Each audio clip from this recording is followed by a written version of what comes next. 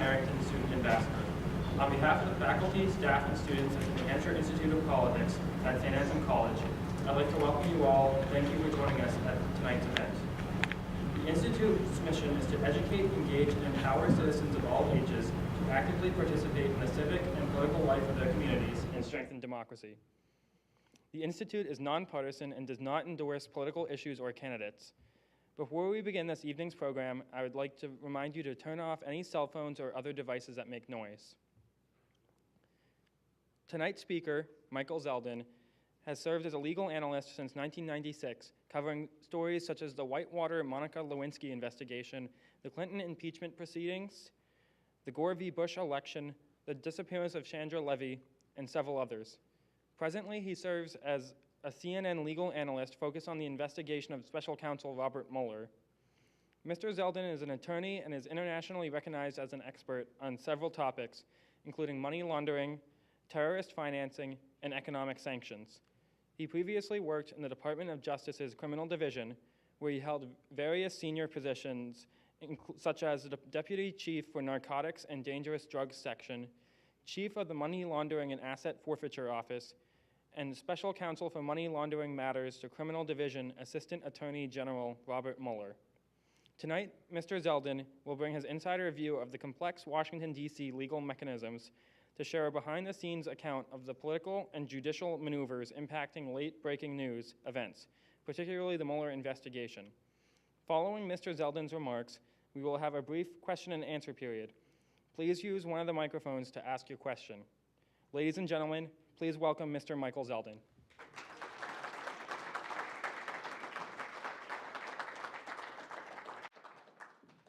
Thank you very much. Hi. Give me a second here. I have a lot of notes. This is a complicated investigation, so I have a complicated number of notes. So it's wonderful to be here on such a lovely spring afternoon in New Hampshire. It's been freezing down in Cambridge for the last month, so it's nice to come up north for the warm weather. I'm going to speak as best I can about the Mueller investigation from my own personal point of view. I was introduced as a CNN legal analyst, and that's true, but I don't speak on behalf of CNN tonight. I speak on behalf of myself, but not loudly enough, apparently. So if this is better, let me know. I just hear like an echo. That's why I'm speaking softly. But if I'm not speaking loudly enough, raise your hand. So Robert Mueller is a person who I worked for in the United States Department of Justice for a number of years. And it's important, I think, in understanding the Mueller investigation to understand something about who Robert Mueller is. And I thought I'd start perhaps tonight by just saying something about him, because in the course of investigations, what happens very often is that the subject of the investigation, whether it's Nixon or Clinton or President Trump, tend to attack the prosecutor. That's a common theme. If you look over historically independent counsel investigations, you will find that Nixon, Clinton, Trump have all called the investigations into their activities witch hunts. This president does it a little bit more often, but they all have done it. And they have accused the prosecutor, again, consistently as being a partisan out to get them. Archibald Cox was that, said Nixon in the Watergate investigation. Ken Starr was that, said Bill Clinton and his surrogates about Ken Starr. And Donald Trump has said that Bob Mueller and his 13 angry Democrats are out to get him.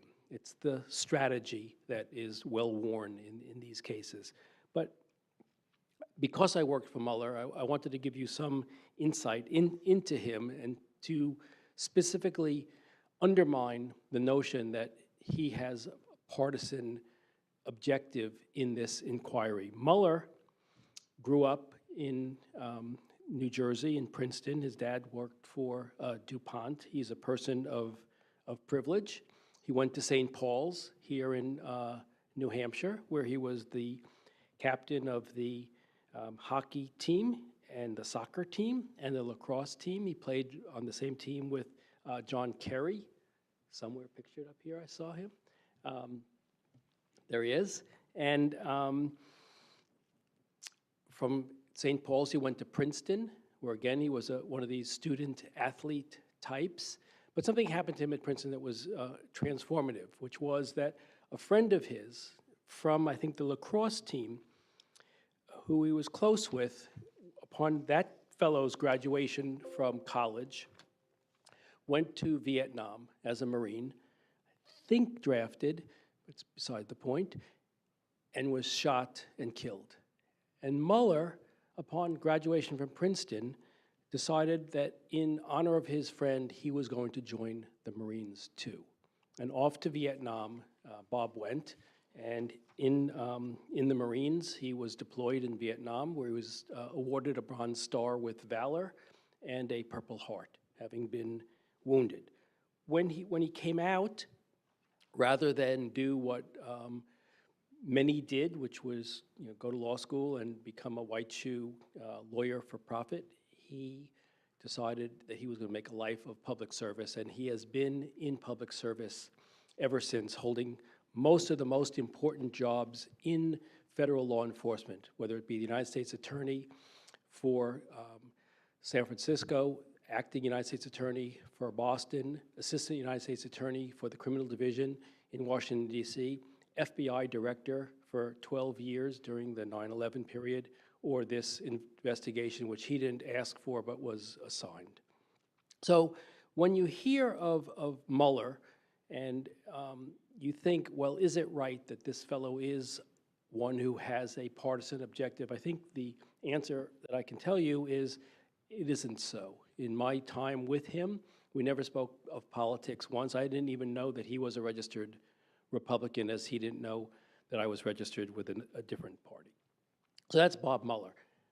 I want to talk about his investigation, what he is required to do under the statute. He was appointed under 28 U.S. Code Section 600.1.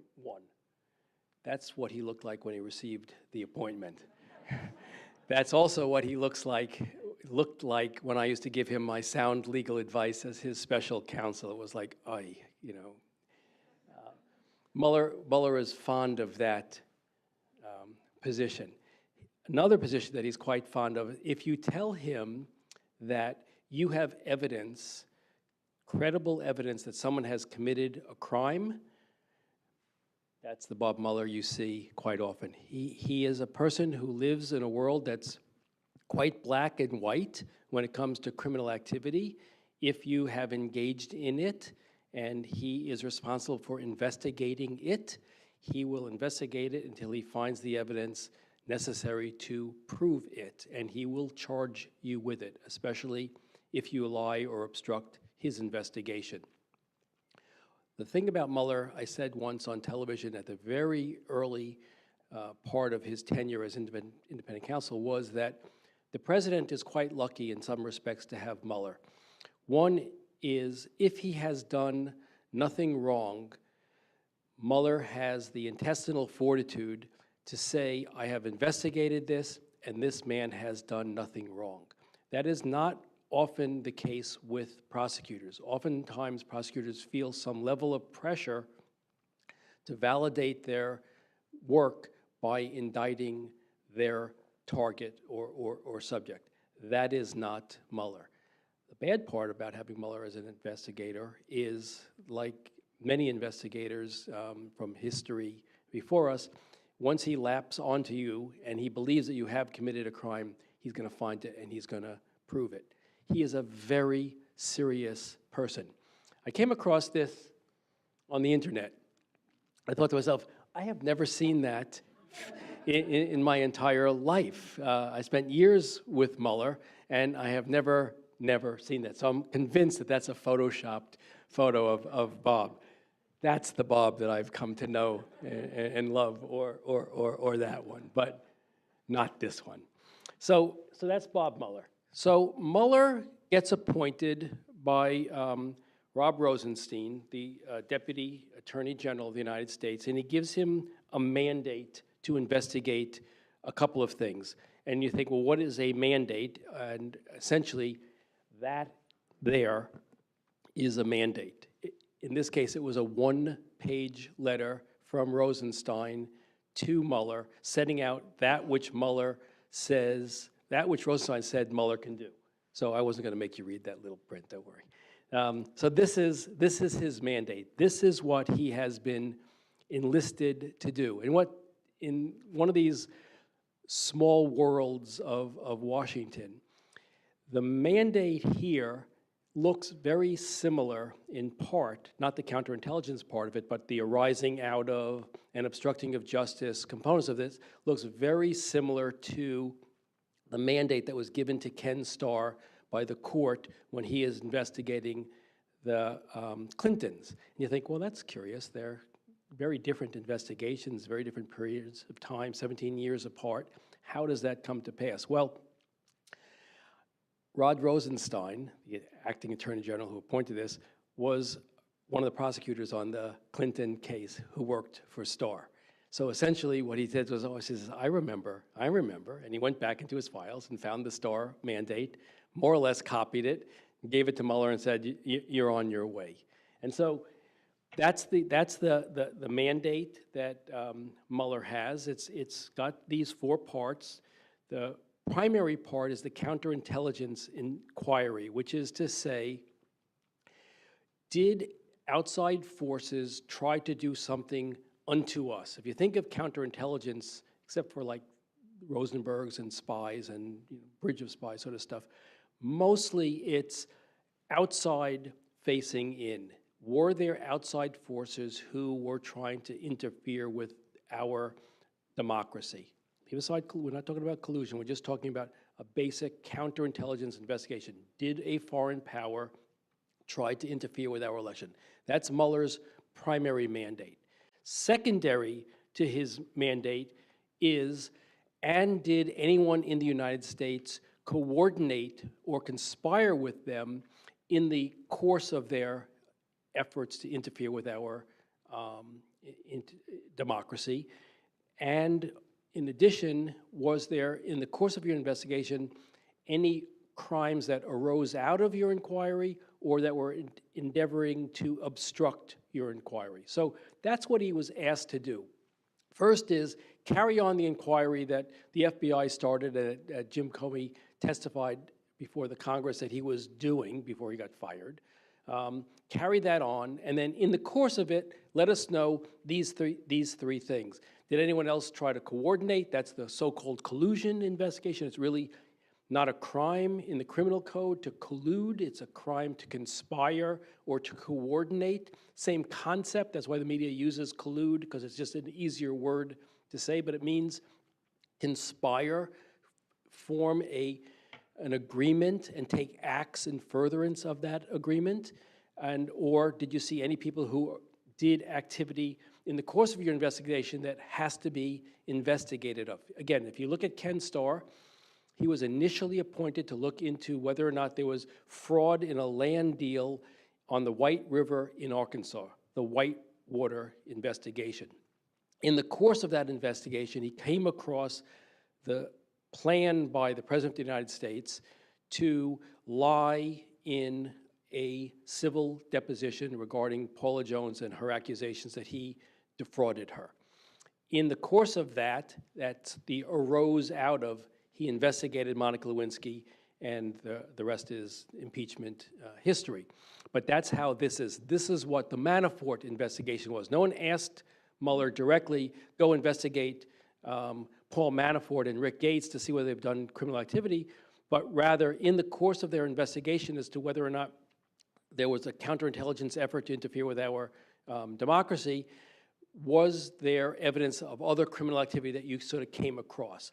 Mueller found the Manafort case, and he decided to keep it. What you see in the investigation when you hear of like the Southern District of New York is investigating Michael Cohen, or the New York Attorney General's office is investigating the inaugural committee, or the Trump Foundation, or the Southern District, or rather the District of Columbia U.S. Attorneys is investigating things. These are also things which are arising out of, but which Mueller has decided to give to other U.S. attorneys' offices to handle instead of handling it himself. He could always go to Rod Rosenstein and say, I'll take it, just as Starr took Lewinsky. Starr could have given Lewinsky to the Eastern District of Virginia where the crime was occurring, or the District of Columbia, but Starr decided to keep it. What Mueller has done is kept Manafort, but essentially given everything else away to U.S. attorneys' offices, saying this is ordinary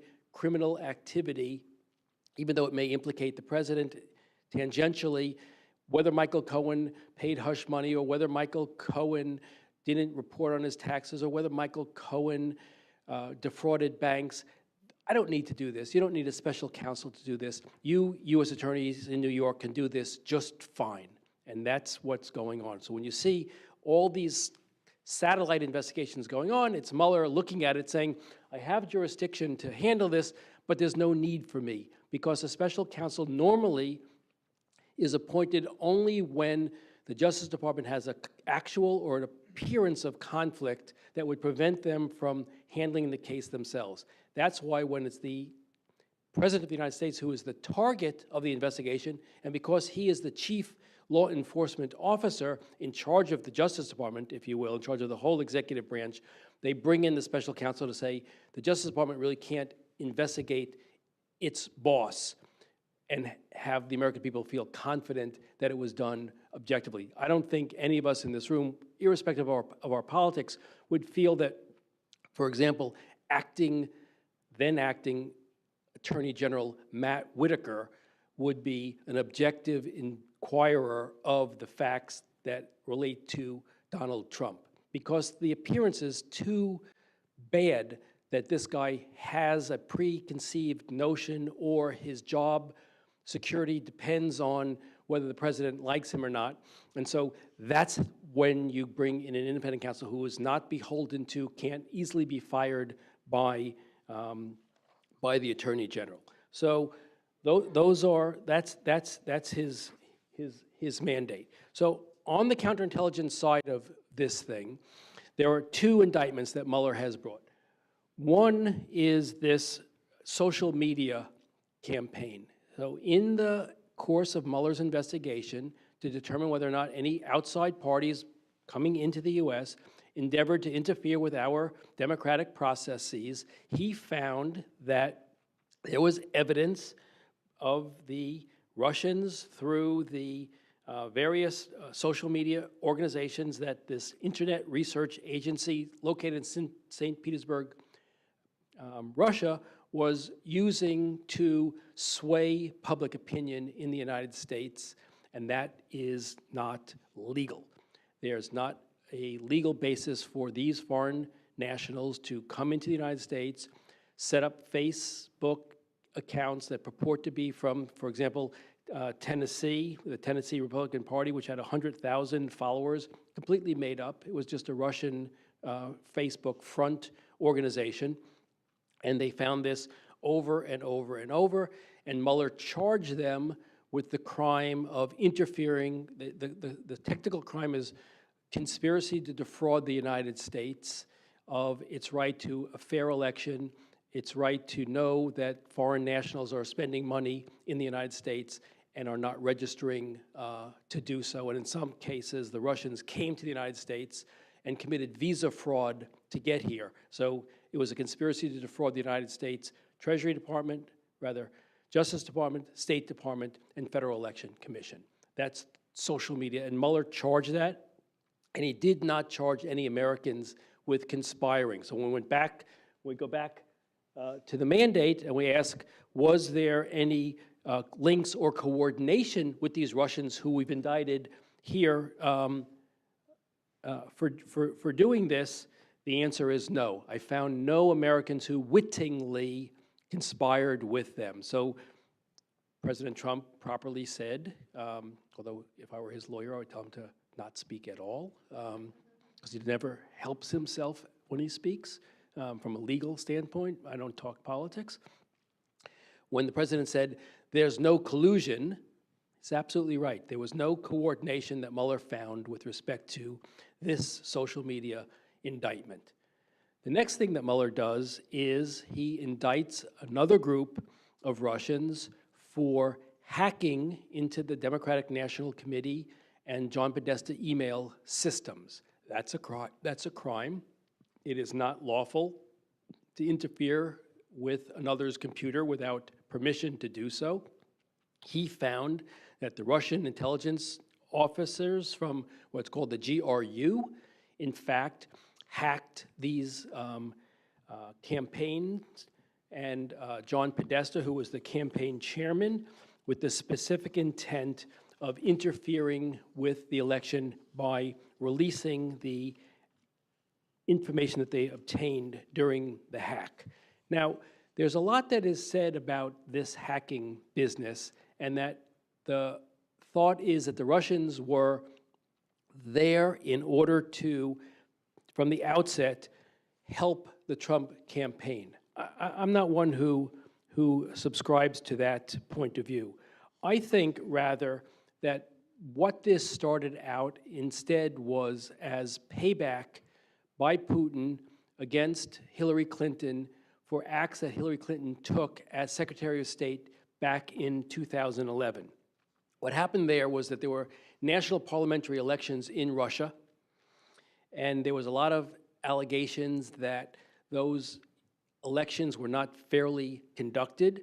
Hillary Clinton, as Secretary of State, is asked about it, and she says she has serious concerns about the conduct of those elections, that, quote, the Russian voters deserve a full investigation of all credible reports of electoral fraud and manipulation. The Russian people deserve to have their voices heard and their votes counted. So that's when she was asked about this. Well, Putin went berserk, thinking, one, this is meddling in our internal politics, and two, what it did was it brought out tens of thousands of people into the streets of Russia with signs saying electoral fraud, down with Putin, and all that stuff. So the theory that I operate under is that when Hillary Clinton decided that she was going to run for president, Vladimir Putin did not forget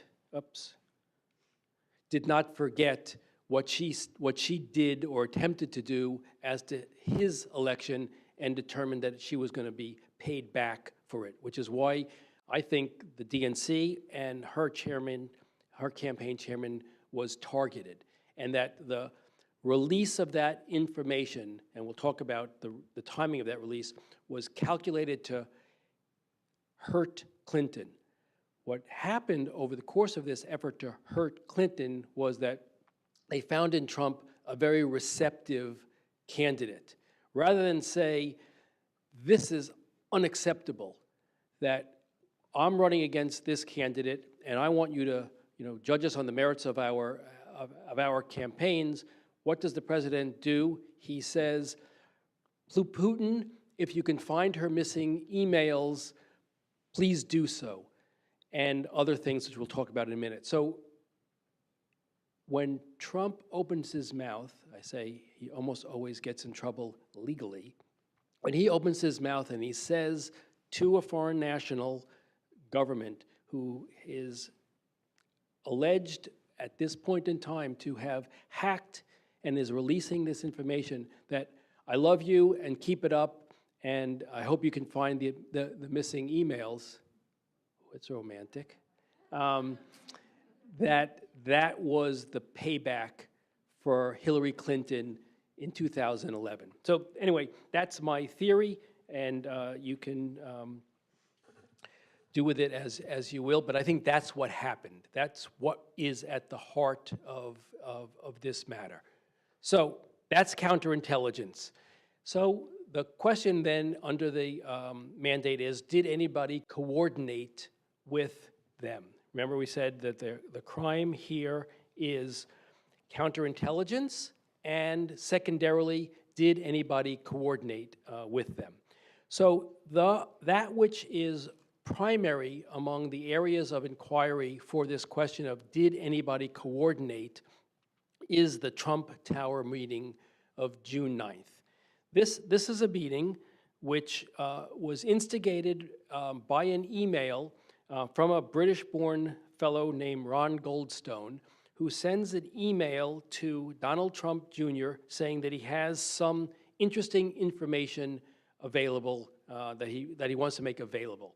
The exact language of the email that Don Jr. received is, quote, "I have something very interesting.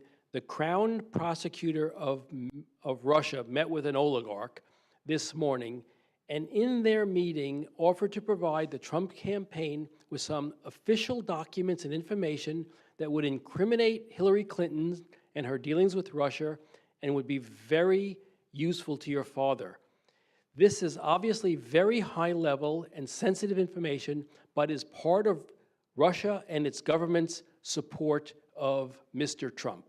So he gets this email, Don Jr. does. Now, no one that I know is accusing Don Jr. of being the brightest bulb on any tree. But fundamentally, it seems to me that when you receive an email and you're a surrogate in a campaign for your father that says that I have information that the Russian government wants to give to you that will help your father in his efforts, that what you do with that, whether you're inexperienced or you're not inexperienced as a campaign operative, is you call the FBI. When someone says that the Russian government has information that they have that they want to give to you to help your father win the election, you call the FBI. Don Jr. replies, "If that's what you say, I love it, especially in the summer." So he received this email out of the blue from Goldstone, who knew of the Trumps through the Miss Universe pageant several years earlier, offering to give dirt on Hillary Clinton that'll help in Mr. Trump's effort to win the election. He notifies no one in law enforcement. He does not notify to the public knowledge Don McGahn, who we know later becomes White House counsel, but who was the chief lawyer for the Trump campaign, a very good and experienced electoral law lawyer, never tells anybody. The question is, did he tell his father? His father has denied this from day one, so has Don Jr., but what happens after the June 3rd email is interesting. Donald Trump, candidate, says 4 days later on June 7th that he is going to have, this is at a big rally, he says, stand by, I'm going to have a big speech next week which will have announcements about criminal activity by Hillary Clinton. The meeting takes place on June the 9th as scheduled, and Donald Jr. and Kushner and Manafort all meet with a batch of lawyers and others who came over from Russia for this meeting. The meeting is a bit of a bust. That is, they have a meeting, but it's mostly about Russia's efforts to have the incoming administration, Trump, they hope, relieve sanctions on them. During the Obama administration, they imposed sanctions on Russia when Russia entered the Crimea. And those sanctions have been hurtful of the oligarchs and of Putin himself. And Hillary Clinton was instrumental in those sanctions and has promised on the campaign trail herself to keep those sanctions in place and perhaps to ratchet them up. The meeting is mostly, it turns out, about sanctions, although it's put in the language of Don Jr. as about adoptions. You've heard this where they say, well, the meeting was nothing, it was about adoptions. Well, why that is telling is that adoptions is a proxy for sanctions, because when the Magnitsky Act went into effect, that's the act which imposed sanctions on Russia for its invasion of Crimea, Russia, in retaliation, stopped American families from adopting children in Russia.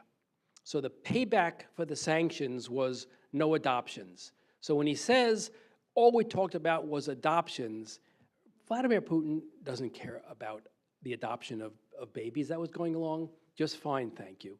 What he does care about is sanctions relief. So they have this meeting. They don't deliver, from what we can tell so far, they don't deliver much in the way of dirt. There's like no dossier of photos or memos a la Chris Steele, who we'll talk about in a minute, that had such a dossier on President Trump. No such thing is handed over. So what happens? What happens to the June 7th big announcement that Donald Trump is going to make about Hillary Clinton? It's a bust. Nothing. No speech. No speech is ever given, which leads people to conclude that the only reason on June the 7th he said this was because he was told by his son that this meeting was going to take place, and that was the basis for the announcement. He has, as I said, denied this over and over. We heard recently from Michael Cohen, a person who absolutely needs to be corroborated in respect of everything. If he says, hello, my name is Michael Cohen, and I swear to tell the truth, corroborate it, you know? There's nothing that he can say as from a prosecutor's standpoint, whether you like him or don't like him, you cannot bring a case on the basis of what Michael Cohen says out of his mouth without essentially written corroboration or other reliable witnesses. But Cohen testifies under oath, not that that means anything because he lied under oath and was convicted of it or pleaded guilty to it, that he was in the office with Donald Trump when Donald Trump Jr. came in and said, Dad, the meeting is all set, and Dad said, great, keep me informed. So now we have this setup here of Donald Trump continuously saying there was no such meeting, and Donald Trump Jr. testifying before Congress that there was no such meeting. He was asked flat out, did you ever tell your father of this meeting? And he said no. So if there's corroborative evidence of Michael Cohen's testimony, that's a lie to Congress, and we'll show it in a minute on the obstruction of justice, abuse of power part of it.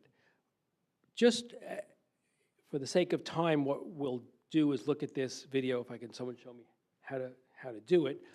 What happens after this is that there's a series of denials by Trump and his lawyers on television that when asked about this meeting and the statements that Don Jr. is making about this meeting, the president and his lawyers keep saying, no, no, no, the president had nothing to do with those meetings. And can someone show me how to make this video go forward? Anyway, so if we were to play this, you'll see them categorically say, I just spoke to the president. The president has assured me that he had nothing to do with Donald Trump Jr.'s statements about the meeting and that it was a bust and it wasn't about anything important and that the president knew nothing of this meeting. As we go forward, what we find is it was a lie. That not only did Donald Trump not the knowledge of the meeting part, we haven't been able to prove the truth, or the Mueller hasn't been able to prove whether that's truthful or not truthful, but with respect to drafting the statement that said this was a short meeting about adoptions and had nothing to do with Hillary Clinton and dirt or sanctions, the Washington Post actually revealed, and the administration, ultimately we would have seen the video of Sarah Sanders at the very end of this clip, when the Washington Post was able to prove that not only did Donald Trump know about this, but he actually drafted verbatim the statement that Don Jr. issued. Sarah Sanders then asked, essentially, why did you lie about this? And she said, well, he intervened only as any father would for his son. That's her quote. But the bottom line of this is a meeting takes place on June the 3rd. On June the 7th, there is a statement by the president, stand by. There is a meeting on June the 9th. They talk about sanctions relief. They lie about it consistently after the fact. until it's proven that it's a lie, and then the answer is, well, essentially it was a white lie. It was a little lie. It was a type of lie that any parent would do on behalf of their child. So if you're Robert Mueller, the question that you have to answer is, and we don't have the public answer to this in respect of collusion, is why? Why all this lying? What is it that is underneath all of this, and is there an effort on their behalf to cover something up? We don't know the answer to that. We don't know whether the Mueller report will give us an answer to that. We don't know whether we'll ever see the Mueller report, but that's issue number one before Mueller with respect to this collusion conspiracy issue. The second is WikiLeaks. Now, I'm not sure who all here knows something about WikiLeaks, but it's a complicated legal question.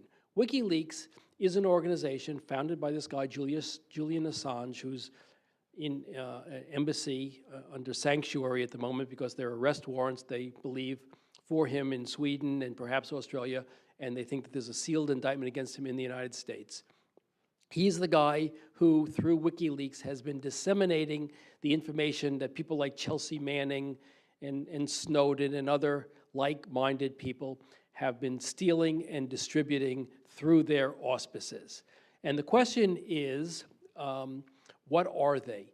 Mike Pompeo, when he was CIA director, was asked, what is WikiLeaks? His answer was that they are a non-state hostile intelligence service, often abetted by state actors like Russia. So they're a criminal organization, according to our intelligence agencies. Others say, no, they're a First Amendment news protected organization.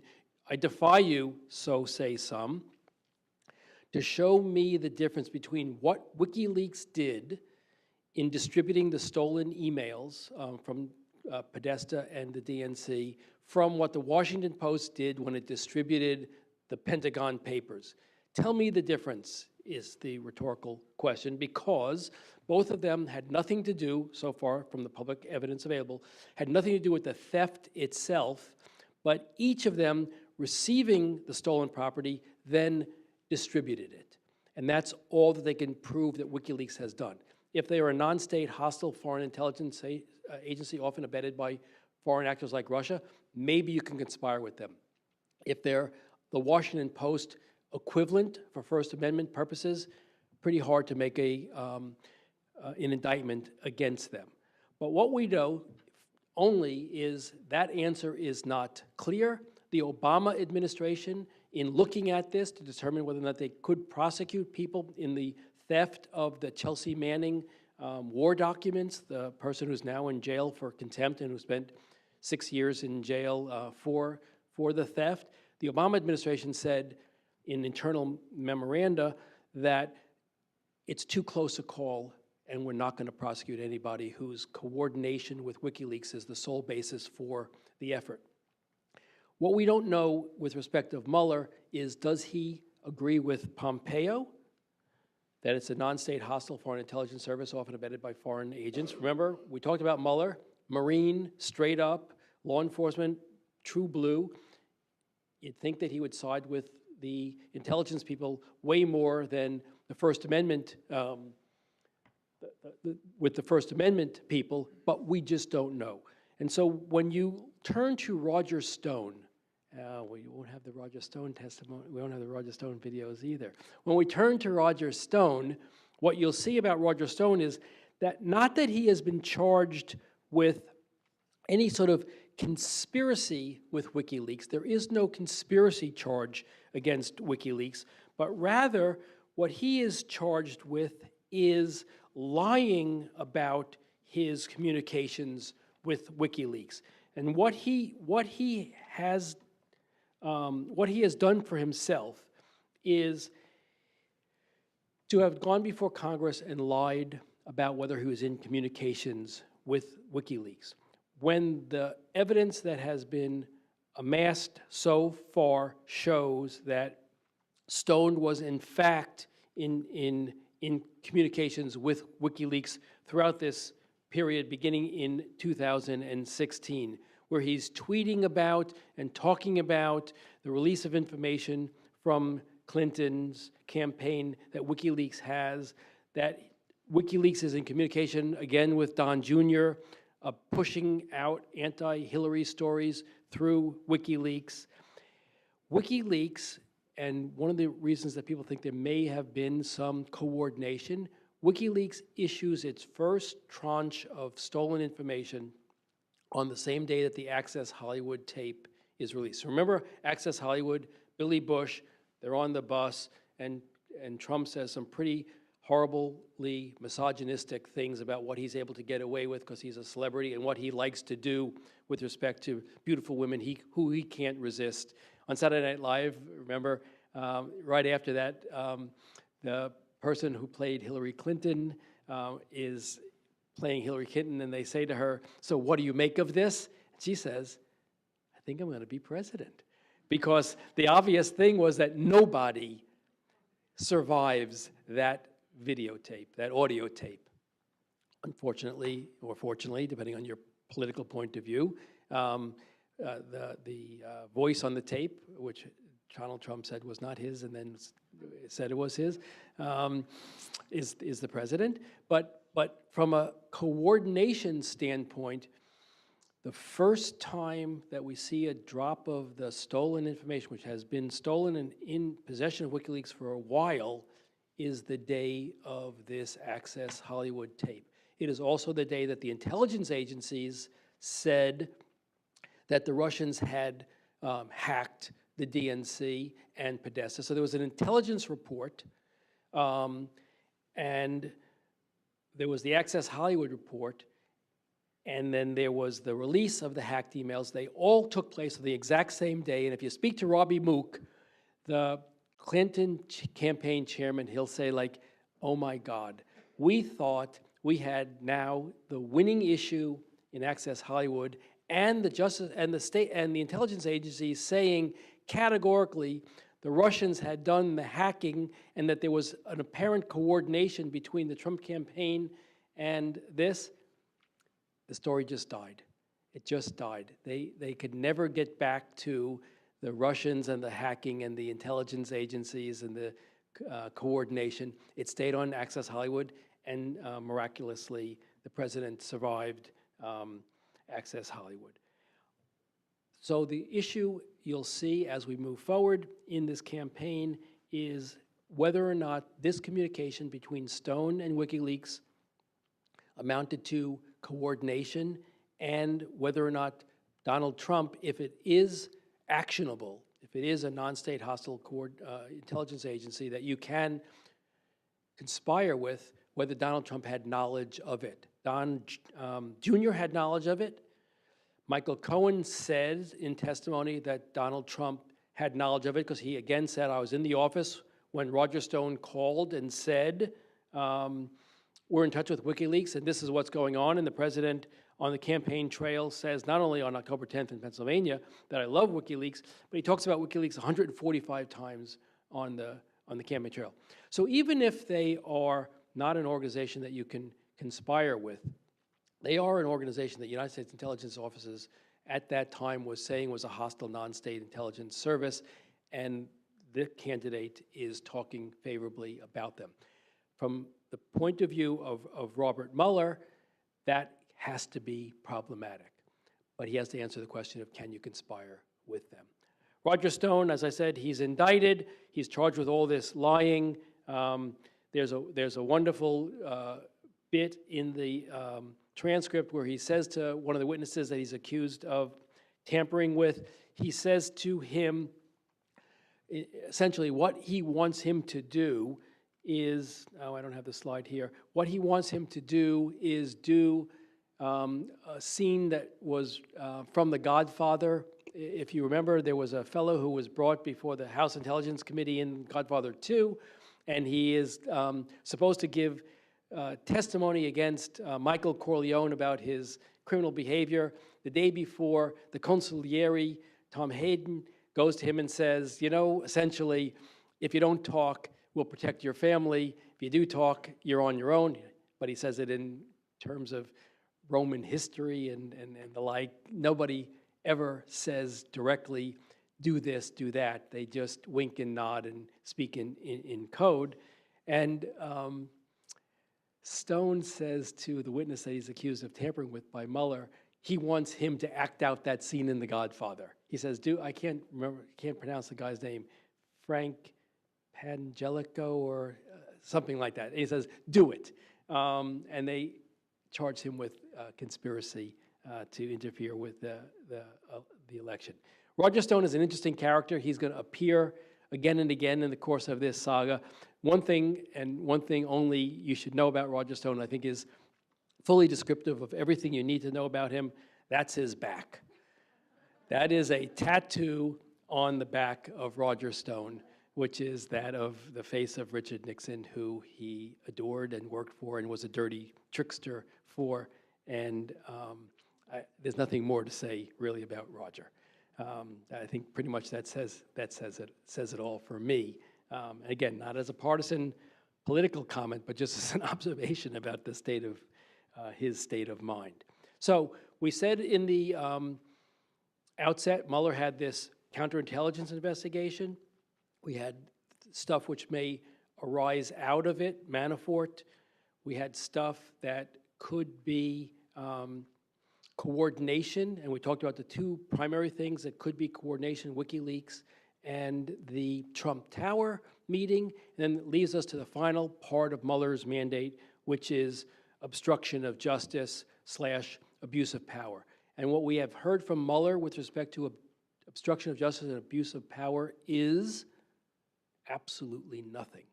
He has been dead silent about whether or not he believes the president has engaged in obstruction of justice. And he's not shy about using that charge. He charges people with that crime, like he did with Roger Stone, and he charges people with lying to him, which is a form of obstruction of justice. He charged Papadopoulos, he charged Rick Gates, he charged Paul Manafort. He likes that charge. As to the President of the United States or any of his family members, silence. And so what we don't know is that because there is no evidence of this, or is it because we're waiting for the shoe to drop? And we just don't know.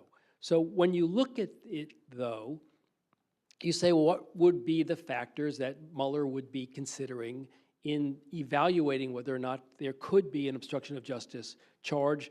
And these are pretty much the highlights of them. Asking Director Comey for his loyalty. There are strict policies in the Justice Department and the White House about communications between the White House and the Justice Department, and this violates that. Not necessarily illegal in and of itself, but it could create a part of a mosaic that talks to whether or not the president was abusing his office, whether he was obstructing justice. He asks Comey in a one-on-one meeting, having asked the Attorney General to leave that meeting so he could speak to Comey alone. He says to Comey, I want you to drop the Flynn case. He says, I hope you can see your way to letting it go. You know, for me, hoping to see your way to let it go is no different than saying drop the case. He has the constitutional authority to order the Justice Department to drop cases. They work for him. He is the chief executive officer of the executive branch, and he has that authority. There's a question about whether if he uses that authority with corrupt intent to benefit himself, whether he is constitutionally privileged to do so or not, unsettled question. But the defenders of the president from a legal standpoint, not a political standpoint, will say he has the right to do all of these things because he's in charge. Others say not if he does it with corrupt intent. And we'll have to hear from Mueller what he thinks about this. So these are the things he's telling his chief of staff to dispute things which he knows to be true. He's telling the CIA director to intervene with the FBI for the purposes of ending the Mueller investigation. That's exactly what Nixon did. That got him impeached and nearly impeached and had to resign. He was asking the CIA to interfere with the FBI in investigation. When Comey refuses his loyalty and says, I'm not going to drop the Flynn investigation, many say he got fired for it. Trump said he sort of got fired for it because he had, quote unquote, Russia on his mind. He tells that to Lester Holt. And so all of these things on the obstruction of justice question revolve around the fact of whether or not Mueller believes that those things in combination amount to a violation of a criminal statute. That statute, 18 U.S. Code Section 1812C3, say that it is a crime to do this, or whether he has the privilege of doing it by virtue of his status as President of the United States. So there are a lot of little facts that we don't know whether in combination amount to a statutory obstruction of justice crime that could be charged or not. We do know, Mueller's been silent about it, and we know that the Justice Department has a policy which says a sitting President of the United States cannot be indicted. So even if Mueller were to conclude that all of those things on that list do amount to criminal conduct for which the President could be indicted, the Office of Legal Counsel, the policymakers in the Justice Department have said, but you can't indict him anyway. Attorney General Barr can overrule that memo. It's just a policy advisory memo. And if you ask Ken Starr, he was in my class 2 weeks ago, and I asked Ken Starr, is that decision correct? He says absolutely not. That there's no reason why you can't indict a sitting president. And we thought about indicting Clinton. If you ask Leon Jaworski, the prosecutor who took over for the fired Archibald Cox in Watergate, in your legal opinion, could a sitting president be indicted? His answer, absolutely yes. So the two independent counsels who have been closest to impeachment, Starr and Jaworski, have both said that policy is wrong, that a sitting president can be impeached, and that we see evidence of that in the Supreme Court when the Supreme Court allowed a sitting president to be deposed in a civil action, Paula Jones, which was the Clinton lie that got him impeached. If you can bring a civil action against a sitting president, if that's not so interfering of his activities, then why would an indictment be similarly not so interfering, as long as we minded his schedule? You don't want to hold the deposition of the president or bring him to the grand jury on the day he's supposed to negotiate nuclear arms proliferation treaties or go meet with Kim Jong-un. You find a day when he's got his executive time, and you do it. You do it then. But irrespective of whether or not independent evidence exists for obstruction of justice, a statutory violation, there is another whole area of inquiry, which is abuse of power. This is a political question that Congress takes up, as we saw in the impeachment hearings of Clinton, and these are offenses, if you will, committed by officials in high office against, if you will, the sanctity of their office itself. Hamilton in Federalist 65 says these are political acts by public men at the time who abuse their public trust. So you have these dual paths where, on the one hand, Mueller is looking at, can this be a crime? And now you have the House Judiciary Committee, who just issued 81 requests for information the other day, beginning to ask the question of, irrespective of whether this is criminal, can it be an abuse of office? Can all of those things that we saw, including, in addition, the possible improper use of pardons, the offensive tweeting, the threatening public statements and pressers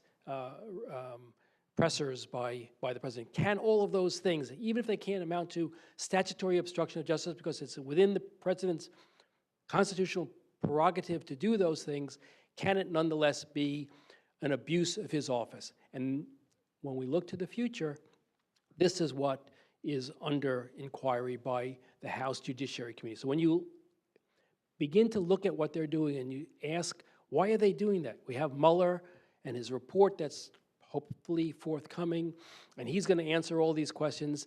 He is not empowered to answer the question of whether or not the president abused his office. He is only empowered to answer the question of, did he obstruct the justice? Remember the mandate, the fourth thing, did he obstruct justice? Not did he abuse his office, not did he abuse power. Ken Starr had that requirement on the independent counsel statute. Mueller does not. So the question is, can a sitting president be indicted? What is Mueller going to tell us about that? Will Trump ever testify? Will Trump pardon people? This is a wonderful video of the President Trump telling America over and over and over how much he looks forward to testifying before Bob Mueller until Rudy Giuliani, his TV lawyer, not really his lawyer, but his TV lawyer, I say purposefully because Giuliani is not working on the substance of the matter, but this is really part of the PR campaign, has said over his dead body, will the President of the United States testify? And we know now that the President has only agreed to testify in writing. Those questions and answers were put forth and answered, and that the real lawyers are standing firm against the President ever testifying orally, and it's an open question not whether or not Mueller is going to seek the Justice Department's approval to subpoena him. We'll see whether Mueller goes that route. The smart money is Mueller has decided enough's enough. I've got enough evidence to come forward from the obstruction of justice standpoint. I don't need his testimony, and we'll let Congress decide whether or not there's an abuse of office to be had, and these are the people that the House Judiciary Committee have subpoenaed, or I think it's actually a request for information, but that's a subpoena really, because if you decide to decline the request, you get a subpoena. So it's a subpoena or a subpoena in waiting. These are all the people that they've asked for information from, and we'll see what happens. And the last question, the last thing I want to say, and then I'll open to questions and answers, is the question is, will Trump abuse his powers of pardon? And does that factor into this abuse of office inquiry? The President has unimpaired legal authority to pardon people of federal crimes. So he could, for example, pardon Manafort for his convictions in Virginia and his guilty plea in the District of Columbia without there being any legal challenge to that, which is why Cyrus Vance, the Manhattan District Attorney's Office, the minute after Amy Berman Jackson imposed the 7.5-year sentence on Manafort, and his lawyer walks out of the court saying, no collusion, the mantra of the president, which they say was a signal to the president saying, we're cool, aren't we? Manhattan District Attorney's Office filed a 16-count indictment against Cyrus Vance because the president has no authority to pardon anyone convicted of state crime. And so the thought is, we're going to make Manafort pardon-proof. We are not going to let him get away with this. So say the state. So say the state prosecutors. But so this question of pardons is not to be looked at from the standpoint of, is he legally within his right to do this, but rather, is he using it in an abusive way that fits into the narrative of abuse of office, the political inquiry that Congress has got to make. And there's a fellow whose daily emails I suggest all of you subscribe to. This is this fellow, Andy Borowitz, who writes cartoons, in their pictures, but they're cartoons. In the New Yorker, it's free, you can get them. The one I liked most recently is this. Trump makes Pence watch him issue pardons to see how it's done. So, obviously the thought being that if Mueller gets him, he wants to make sure that his vice president is absolutely ready with pen in hand. So, this is all I can tell you, is Donald Rumsfeld in the Iraq war, or the Afghanistan invasion, I don't remember which one, has this wonderful quote about unknown unknowns, that there are things that you can know and there are things that you know you don't know, but in the end, there are unknown unknowns, the things that we don't know that we don't know. Which at the time you thought, is he on drugs? But in fact, it's a wonderful quote because it does tell us what is at the heart of the Mueller investigation right now, is that there are unknowns, unknowables. What is in Robert Mueller's mind? what will be in his report, how has he answered all of these questions that we've been talking about for the last hour and 10 minutes. And I end with this quote of my own, which is, all I know is that I know nothing for certain. So I'm going to stop now. I'll answer questions if you have questions. And thank you.